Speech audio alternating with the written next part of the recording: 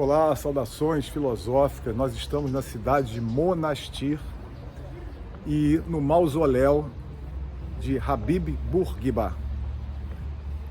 Essa personagem foi o primeiro presidente responsável pela independência da Tunísia em 1956.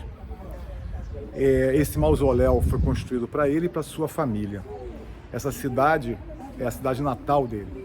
E ele é reverenciado de várias outras maneiras, né? Tem avenidas, praças, estátuas por toda, ou pelo menos pela parte que a gente está conhecendo da Tunísia. Aqui ao redor desse mausoléu também tem, não chega a ser um mausoléu, mas um cemitério, né? Um lugar onde os comuns, né? Os muçulmanos comuns são enterrados. E é interessante então estarmos nesse lugar de culto aos que se foram, para a gente falar de uma passagem da Odisseia, na qual Ulisses entra em contato com os que se foram, com os mortos. Então vejam a entrada do mausoléu e também o cemitério ao redor, o cemitério muçulmano. A gente vê no cemitério muçulmano que os túmulos são todos brancos, iguais, justamente para reforçar a igualdade entre a comunidade muçulmana, chamada Umma, com 2 M's. Eles são enterrados nus, nenhum tipo de adorno, são enterrados de lado, e essa ideia de enterrados nus para trazer a mensagem do pó viemos, ao pó retornaremos. Então, para a gente botar mais uma imagem aqui da entrada do mausoléu e avançar na história da Odisseia. O que acontece então? Ulisses, ele precisa ir ao mundo dos mortos, chamado Hades, mesmo nome do deus do submundo. Ele precisa ir ao mundo dos mortos porque ele precisa se consultar com o adivinho Tiresias, que vai ajudá-lo a chegar em casa. Tiresias, nesse momento, naturalmente, já morreu. Tiresias aparece em outras histórias da mitologia grega, né? Bem, então Ulisses precisa consultar um morto para saber como completar a sua missão de retorno a Ítaca.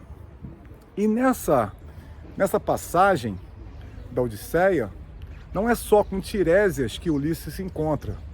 Ele se encontra com outros mortos, inclusive mortos que ele nem sabia que estavam mortos, como a própria mãe. Ele descobre que sua mãe morreu, na verdade se matou de dor, de tristeza, porque o filho não voltava para casa. Ele descobre que Agamenon morreu ao voltar para casa.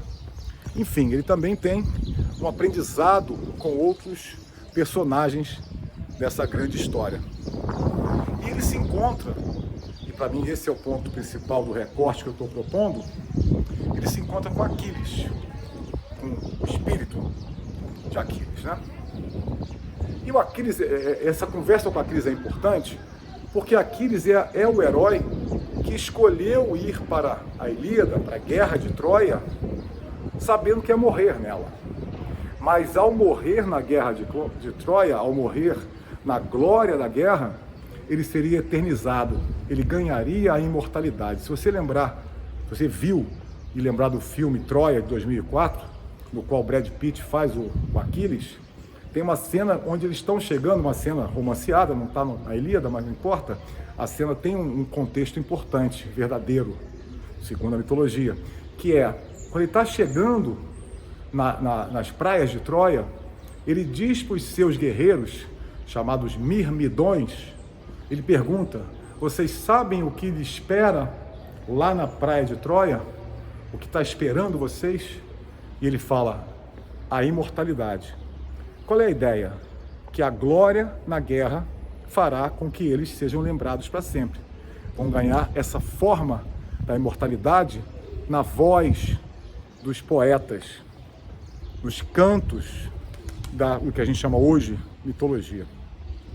Então essa ideia de imortalidade era o desejo de Aquiles ao ir para Troia, sabendo que ia morrer, mas que ia ganhar essa forma de eternidade e imortalidade.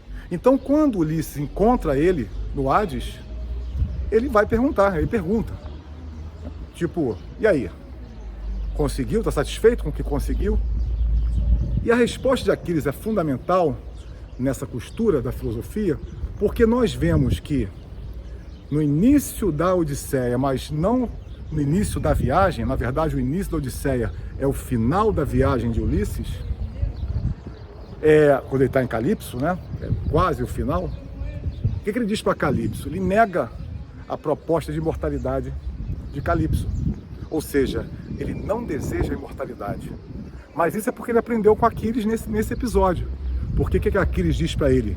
Prefiro ser um escravo no mundo dos vivos do que um rei no mundo dos mortos.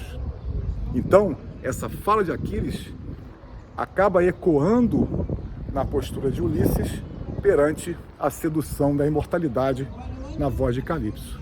E aí eu aproveito com essa passagem para deixar essa provocação. O que você, o que nós aprendemos com os mortos? O que os mortos nos ensinaram ou nos ensinam, pensando de forma metafórica? E a gente pode pensar daqueles com os quais nós convivemos, nos ensinaram quando vivos. Podemos pensar naqueles que nos ensinaram quando morreram, pelo processo da morte, seja lá como for. E podemos pensar também o que a gente aprendeu com os mortos, que são as nossas possibilidades, os nossos que deixamos de ser.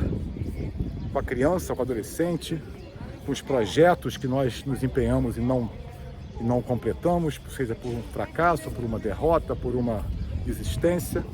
Enfim, o que nós aprendemos com essas finitudes, com esses fins, com esses mortos.